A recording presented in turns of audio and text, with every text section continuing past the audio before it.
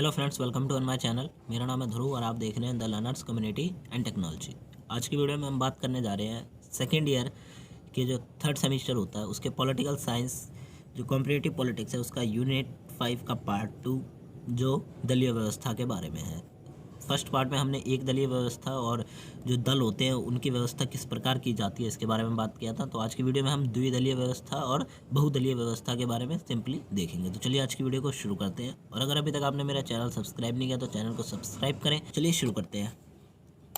हमारा जो पहला टॉपिक आता है वो आता है द्विदलीय व्यवस्था, मतलब दो दल व्यवस्था। ठीक है, राजनीति में जब दो दल चुनाव लड़ते हैं तो उनकी व्यवस्था किस प्रकार की जाती है, तो ये जो टॉपिक है ये उसके ऊपर है। ठीक है, तो द्विदलीय व्यवस्था में शासन का सूत्र दो दल के हाथ में रहता है। ठीक है, तो दो दलीय व्यवस्था में जो शासन होता है उसका सिंपली सूत्र दो दल के हाथ में रहता है। चुनाव सिर्फ दो ही दल लड़ते हैं, दो में से कोई एक जीतेगा और वही सत्ता में आके सरकार बनाएगा। ठीक है, जैसे भी दलों जिस भी दलों को चुनाव में बहुमत प्राप्त होती है वह सरकार बनाता है और दूसरा दल विपक्ष की भूमिका निभाता है। ठीक है, तो जब जो भी दल चुनाव में जीतता है उसे तो बहुमत मिलती है और वो क्या बनाएगा, सरकार बनाएगा। और वहीं जो दूसरा दल है वो क्या करेगा, वो वहाँ पे विपक्ष की भूमिका निभाएगा। उसके बाद नेक्स्ट पॉइंट आता है संयुक्त राज्य अमेरिका, यूएसए और माल्टा, जिम्बाब्वे में यह व्यवस्था है। ठीक है, तो अमेरिका में, जिम्बाब्वे में, माल्टा में ये व्यवस्था को अपनाया गया। वहाँ पे द्विदलीय व्यवस्था को अपनाया गया कि वहाँ पे दो ही दल चुनाव लड़ सकते हैं। ठीक है, उसके बाद आता है एक जो राजनीतिज्ञ हैं उन्होंने बताया है जिनका नाम है ड्यूवर्जर लॉ के अनुसार द्विदलीय व्यवस्था विजेता का एक जैविक उत्पाद है जो सभी मतदान व्यवस्था को ले जाता है। ठीक है, द्विदलीय व्यवस्था में विजेता जो होता है, ठीक है, वो एक तरह का जैविक उत्पाद है जो मतदाता के सारे वोटों को प्राप्त करता है। ठीक है, जितने भी मतदाता हैं उन्होंने उसको वोट किया है वो उसके सारे वोटों को प्राप्त करता है एक जैविक उत्पाद की तरह।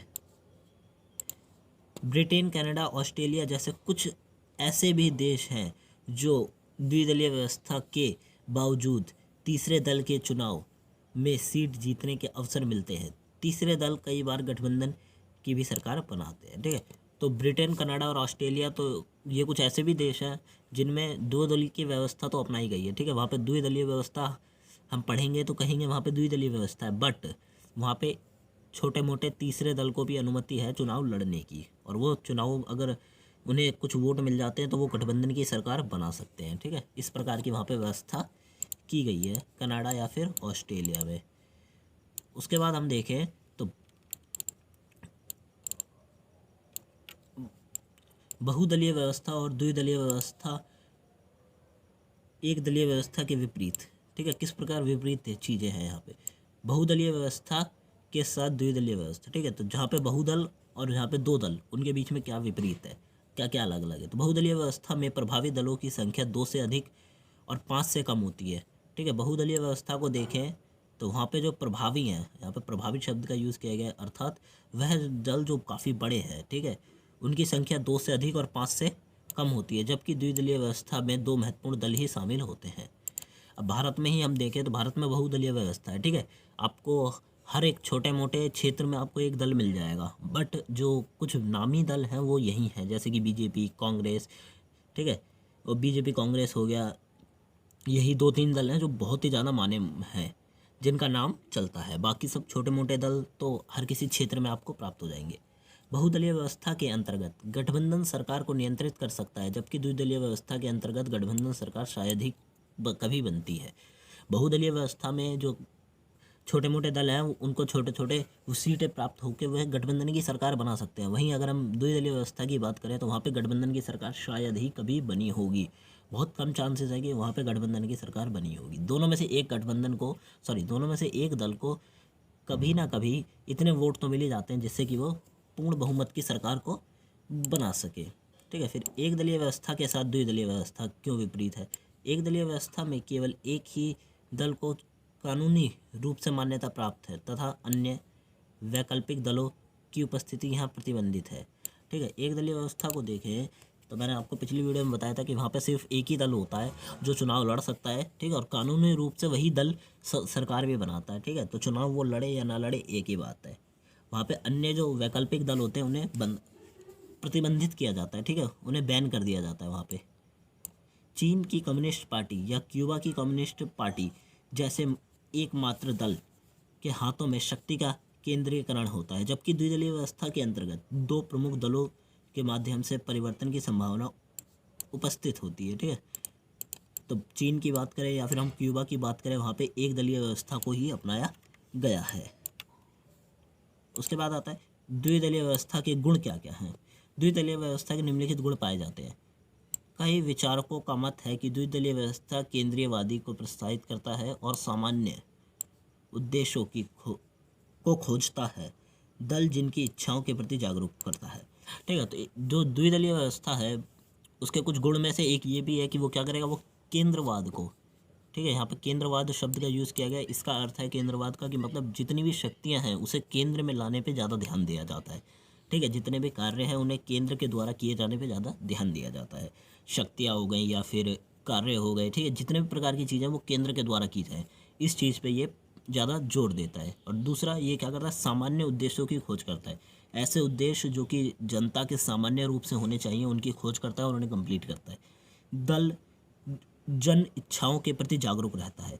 ये जो द्विदलीय व्यवस्था है इसमें जो दल है वो जन की इच्छा, मतलब जनता की जो इच्छाएं हैं उसके प्रति हमेशा जागरूक रहेगा। जनता को कुछ चाहिए, दल उसको इंतजाम करवाएगा, ठीक है।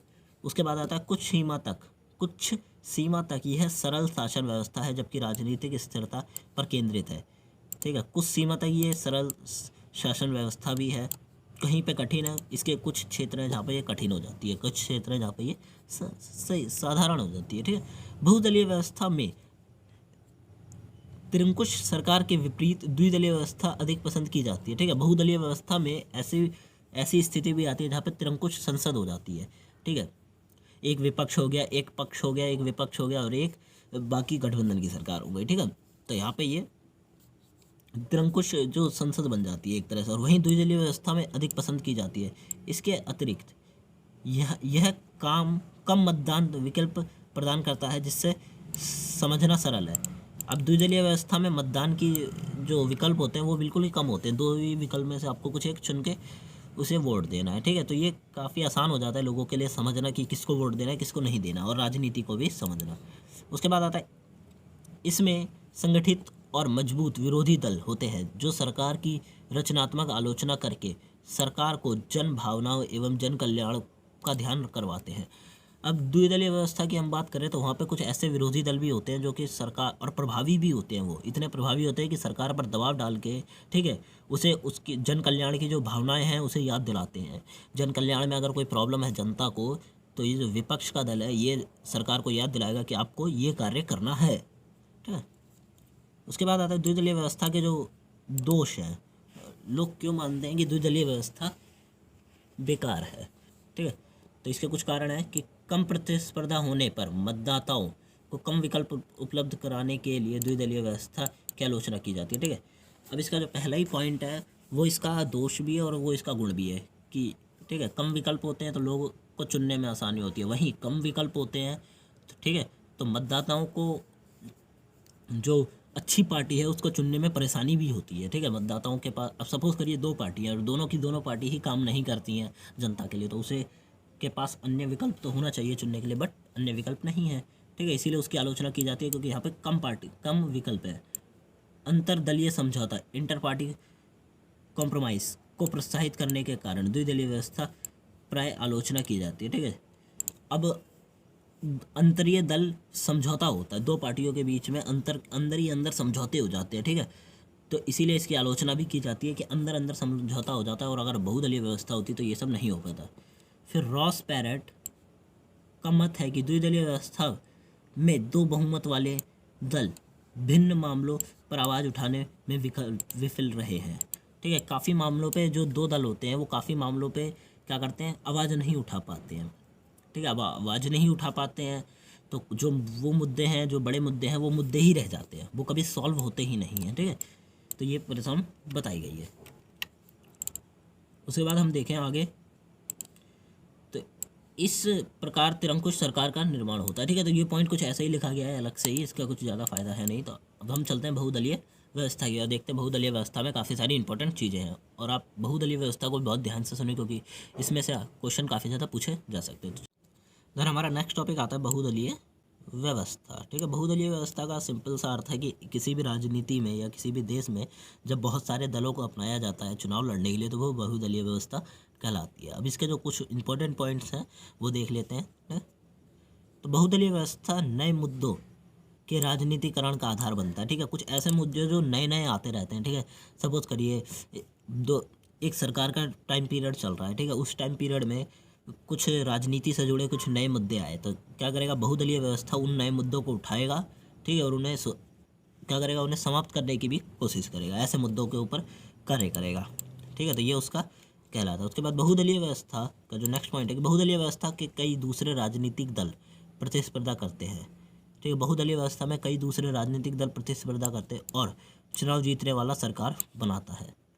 ठीक है, अब बहुदलीय व्यवस्था में काफ़ी सारे जो दल होते हैं वो चुनाव लड़ते हैं। अब उसमें से कोई एक दल चुनाव जीतता है। ठीक है, हो सकता है कई कई सारे दल जीत जाए तो गठबंधन की सरकार बनेगी। अगर कोई एक दल पूर्ण बहुमत से चुनाव जीतता है तो एक ही पार्टी की सरकार बनेगी। उसके बाद आता है कि यह उन देशों में बहुत लोकप्रिय है जो फर्स्ट पास्ट द पोस्ट प्रणाली के बाद अनुपातिक प्रतिनिधित्व वाली प्रणाली अपनाए हुए हैं। ठीक है, ये उन देशों में ज़्यादा मानी जाती है या फिर अपनाई जाती है जहाँ पे फर्स्ट पास्ट द पोस्ट प्रणाली, ठीक है, उसके बाद उन्होंने अनुपातिक प्रतिनिधित्व की प्रणाली को अपनाया। वहाँ पे ये लोग चाहेंगे कि हमारे पास बहुदलीय व्यवस्था को अपनाया जाए। इस व्यवस्था सभी दलों को सरकार बनाने के पर्याप्त अवसर मिलते हैं। इस व्यवस्था में जितने भी दल हैं उन्हें सरकार बनाने के, ठीक है, सत्ता में आने के पर्याप्त अवसर दिए जाते हैं। अब वो चाहे छोटा दल हो चाहे वो बड़ा दल हो। कभी आम आदमी पार्टी का दल काफ़ी छोटा हुआ करते थे, बट आज उनकी सरकार दिल्ली में है। ठीक है, तो इसी से पता चलता है कि यहाँ पे छोटे दलों को भी सरकार बनाने का मौका मिलता है और बड़े दलों को भी सरकार बनाने का मौका मिलता है। अभी मैंने इसके बारे में काफ़ी सारी चीज़ें लिख रखी है, मैं आपको उदाहरण में बताऊँगा। ठीक है, भारत, जर्मनी, न्यूजीलैंड नामक देशों में बहुदलीय व्यवस्था को अपनाया गया। ठीक है, अब ये जो देश हैं इन्हें आप याद कर लीजिए, क्योंकि क्वेश्चन में ये पूछा जा सकता है। ठीक है, कि किन देशों में बहुदलीय व्यवस्था को अपनाया गया, विवरण करिए, तो ये आपको बताना होगा।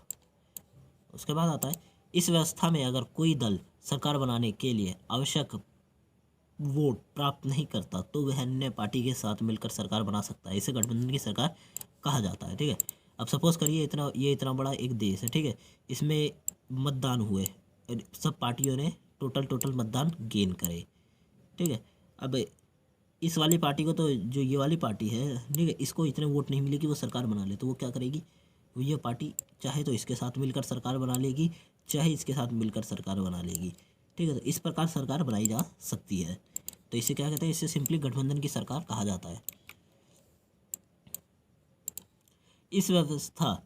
यह व्यवस्था कभी भी दल के ध्रुवीकरण का दमन करके गठबंधन की सरकार के साथ केंद्रवाद को बढ़ावा देती है। ठीक है, तो ये दल व्यवस्था क्या करती है, बहुदलीय व्यवस्था का एक सिंपल सा जो मेन मोस्ट इंपॉर्टेंट पॉइंट है कि ये किसी भी दल के जो ध्रुवीकरण होता है उसको समाप्त करती है। ध्रुवीकरण का मतलब कोई भी दल सत्ता में आएगा पर वो तानाशाही नहीं बन पाएगा। ठीक है, उस दल के पास सारी शक्तियाँ नहीं होंगी। क्यों, क्योंकि यहाँ पे विपक्ष जो होता है वो इतना ताकतवर दिखाया है विपक्ष बहुदलीय व्यवस्था में कि वो जो सरकार है उसके ऊपर दबाव डाल के अपने कार्य जो है वो करवा सकता है। ठीक है, इस प्रकार की बहुदलीय व्यवस्था में व्यवस्था की गई है। उसके बाद बहुदलीय व्यवस्था के जो गुण आते हैं, बहुदलीय व्यवस्था के जो गुण है वो है कि यह वास्तव में विभिन्न विचारधाराओं वाले दल के सरकार बनाने का अवसर मिलता है। अब यहाँ पे अलग अलग विचारधाराओं के जो लोग होते हैं उन्हें सरकार बनाने का पूरा अवसर दिया जाता है। ठीक है, अब जैसे कि बात करें हम कांग्रेस की, तो उदाहरण के लिए कांग्रेस, सपोज करिए उदाहरण के लिए जो कांग्रेस है उसकी जो विचारधारा है वो समाजवादी है, तो कभी ना कभी कांग्रेस को भी तो सत्ता बनाने का मौका मिला है। और वहीं अगर बीजेपी को देखें तो उसे पूंजीवादी व्यवस्था विचारधारा से वो आगे बढ़ा हुआ है, तो बीजेपी को भी मौका मिल रहा है, बीजेपी की सरकार सत्ता में है। ठीक है, तो ये पॉइंट है कि जो भी विचारधारा हो उससे फ़र्क नहीं पड़ता, यहाँ पे सभी विचारधाराओं को समान मौके मिलते हैं सरकार बनाने के, तथा इसमें समाज के विभिन्न वर्ग तक इसकी पहुंच होती है। अब इसमें क्या है, समाज के जो अलग अलग वर्ग हैं, छोटे मोटे वर्ग हैं, उन्हें भी बहुदलीय व्यवस्था में अपनाया जाता है। ठीक है, उन्हें भी अवसर मिलता है सरकार बनाए। इस व्यवस्था में मतदाता को कई प्रकार के दलों का विकल्प मिलता है, वह अपनी पसंद के दल को चुन सकता है। ठीक है, तो बहुदलीय व्यवस्था में मतदाता के पास एक प्लस पॉइंट होता है, और वो पॉइंट ये है कि उसके पास काफ़ी सारे ऑप्शन होते हैं कि वो किस पार्टी को चुन के सत्ता में लाए और किस पार्टी को चुन के ना लाए। ठीक है, इसीलिए वो अपनी पसंद की पार्टी को आराम से सत्ता में चुन के ला सकते हैं। अब उसके बाद नेक्स्ट आता है कि बहुदलीय व्यवस्था प्रकृति में बहुत पारदर्शी होती है, क्योंकि प्रकृति में समावेश और समाज के कई वर्गों की ज़रूरत के लिए उत्तरदायी होती है। अब बहुदलीय व्यवस्था क्या है, उसकी जो प्रकृति है वो इतनी पारदर्शी है कि बहुत ही ज़्यादा। ठीक है, आप बहुदलीय व्यवस्था में कुछ भी ऐसा नहीं है जो छुपाया जाता हो लोगों से, वो सिंपली सबको पता होता है। ठीक है, और यहाँ पे जो प्रकृति है इसकी, उसमें समावेश होता है, मतलब काफ़ी सारी चीज़ों को लाके एक जगह जोड़ दिया जाता है, समाज के कई वर्गों की ज़रूरत के लिए उत्तरदायी भी है। अब बहुदलीय व्यवस्था है, उसमें जो देश भी बड़ा होगा, अब देश बड़ा है तो वहाँ पे जो छोटे मोटे समाज है, जनता है, उसके प्रति उत्तरदायी भी होता है। अब यहाँ पे उसका पूर्ण उदाहरण दिया गया है कि बहुदलीय व्यवस्था में जनता या उम्मीदवारों से कुछ नहीं छुपाया जाता। बहुदलीय व्यवस्था में जनता हो या फिर वो उम्मीदवार हो, उससे कुछ भी नहीं है जो कि छुपाया जाए, क्योंकि यह कई दलों वर्गों के मेल जोल से बनी व्यवस्था है। ठीक है, तो जो बहुदलीय व्यवस्था है ये कई दलों के और वर्गों के लोग जो होते हैं उनके मेल जोल से बनी व्यवस्था है। अगर ये द्विदलीय व्यवस्था ही होती तो यहाँ पे केवल दो लोग होते। ठीक है, दो दल होते, बट यहाँ पे कई सारे दल हैं, कई सारी छोटे मोटे लोग हैं, तो उनसे मिली जुली व्यवस्था है, तो उनसे कुछ नहीं छुपाया जाता। तथा समाज के सभी दलों के प्रति उत्तरदायी भी है। ठीक है, समाज में जितने भी दल हैं और जितने भी लोग हैं, जाति वर्ग है, उनके प्रति ये सरकार उत्तरदायी है पूरी तरह से। यह दल एक दल व द्विदल व्यवस्था से अलग बहुदलीय व्यवस्था में प्रतिस्पर्धा होती है तथा तानाशाही पर यह व्यवस्था अंकुश लगाती है। ठीक है, सिंपली अंकुश लगाती है। अब एक दलीय व्यवस्था और बहुदलीय व्यवस्था में भले ही स्पर्धा ना हो, कंपटीशन ना हो, बट बहुदलीय व्यवस्था में कंपटीशन काफ़ी तगड़ा होता है। ठीक है, और ये कंपटीशन होने के कारण क्या होता है, जो भी दल है वो तानाशाही कभी बन ही नहीं पाता। ठीक है, उसको सिंपली उस पर अंकुश लगा दिया जाता है तानाशाही बनने से पहले ही। उसके बाद आता है जनता की राय में बदलाव लाने के लिए बहुदलीय व्यवस्था अधिक उत्तरदायी है। अब जनता जो है उसका जो राय है, ठीक है, उसके जो विचार है, उसमें बदलाव लाने के लिए बहुदलीय व्यवस्था को अधिक उत्तरदायी जनता द्वारा माना गया है, लोगों द्वारा यही माना गया है। लोग सोचते हैं कि बहुदलीय व्यवस्था के कारण जो जनता है उसके विचारों में बदलाव लाया जा सकता है। अब देखते हैं बहुदलीय व्यवस्था के जो दोष हैं वो क्या क्या है। बहुदलीय व्यवस्था के दोष, कई बार विभिन्न दल मिलकर सरकार बनाते हैं तथा विभिन्न दलों के कारण यह सरकार निर्लभ और अस्थायी हो जाती है। अब यहाँ पे बहुदलीय व्यवस्था का है। ठीक है, तो यहाँ पे दोष बताए गए सब। तो जब गठबंधन की सरकार बनती है, छोटे छोटे दलों को मिलकर सरकार बनती है, तो क्या होती है, सरकार निर्बल और अस्थायी हो जाती है। निर्बल का मतलब उसके पास शक्तियाँ नहीं रहती है। क्यों? क्योंकि शक्तियाँ काफ़ी सारे दलों के बीच में बढ़ जाती हैं। अब सपोज करिए कि केंद्र में सरकार बनी है कई 5 दलों के मिलकर। ठीक है, अब हर दल का नेता ये चाहेगा कि मैं प्रधानमंत्री बनूं केंद्र में। ठीक है, मैं प्रधानमंत्री बनूं। तो इससे क्या होगा, इससे जो सरकार है उसके पास पूरी की पूरी शक्तियाँ एक जगह नहीं होंगी। ठीक है, और सरकार कभी भी गिर सकती है। अगर एक पार्टी ने भी अपने सीटें वापस ले ली, अपने नेताओं को वापस बुला लिया, तो सरकार क्या होगी, सरकार गिर जाएगी। ठीक है, सरकार अस्थायी रूप से कार्य करती है वहाँ पे। दूसरा इसी का जो उदाहरण है कि इस अवस्था में देश को निरंकुश संसद की परिस्थितियों का सामना करना पड़ता है। इस व्यवस्था में क्या है, देश को निरंकुश संसद की जो स्थिति है उसका सामना करना पड़ता है। भारत में 28 जुलाई 1969, 1989, 1990, 1991 तक कई बार गठबंधन की सरकार बननी तथा कार्यकाल से पहले ही गिर गई। ये काफ़ी इंपॉर्टेंट पॉइंट है, बहुत ही ज़्यादा आपके लिए, कि आप इसको उदाहरण के रूप में लिख सकते हैं। ठीक है, तो क्या है कि भारत में 28 जुलाई के बाद 28 जुलाई 1969, 1989, 1990 और 1991 में गठबंधन की सरकार कई बार बनी। ठीक है, और गठबंधन की सरकार 6 महीने, 4 महीने, ठीक है, 1 साल, 2 साल ऐसे चल के गिर गई। इसने अपने पूरे 5 साल कंप्लीट करे ही नहीं। तो जिससे क्या हुआ पता चलता है, जिससे कि गठबंधन की जब सरकार बनती है तो कितनी ज़्यादा अस्थायी रूप से वह कार्य करती है। ठीक है, फिर आता है 1996 से 1997 में क्रमांश बीज अटल बिहारी वाजपेयी और देवगौड़ा की गठबंधन की सरकार बनी, कार्यकाल के पूर्व ही गिर गई। अब 1996 में 1996 में हम देखें तो अटल बिहारी वाजपेयी ने गठबंधन की सरकार को बनाया और 1997 में देवगौड़ा ने गठबंधन की सरकार को बनाया, जो कि क्या हुआ, 5 साल कंप्लीट करने से पहले ही गिर गई। तो ये कारण है बहुदलीय व्यवस्था में गठबंधन की सरकार का। फिर आता बीजेपी के नेता अटल बिहारी वाजपेयी के नेतृत्व में गठित राष्ट्रीय जनतांत्रिक गठबंधन की सरकार मात्र 13 दिन तक ही चली। अब आप देख सकते हैं कि ये सबसे कम चलने वाली सरकार में से एक है। ये केवल 13 दिन तक ही चली, 13 दिन इसने कंप्लीट करे, 13 दिन बाद सरकार गिरा दी गई। ठीक है, तो इससे पता चलता है कि जो गठबंधन की सरकार है उसको चलाना कितना कठिन है। इसके बाद आता है कि बहुदलीय व्यवस्था में सरकार में कई पहचानों की उपस्थिति होने के कारण नीति निर्णय में कठिनाई होती है। ठीक है, अब यहाँ पे बताया गया कि बहुदलीय व्यवस्था जो होती है उसमें सरकार होती है। ठीक है, सरकार में कई ऐसे लोग भी होते हैं जो कि जिनका नाम होता है। ठीक है, तो उन लोगों के कारण क्या होता है, नीति निर्माण में काफ़ी सारी परेशानियाँ इकट्ठा होती हैं। अब जैसे कि उदाहरण के लिए मैं आपको बताता हूँ,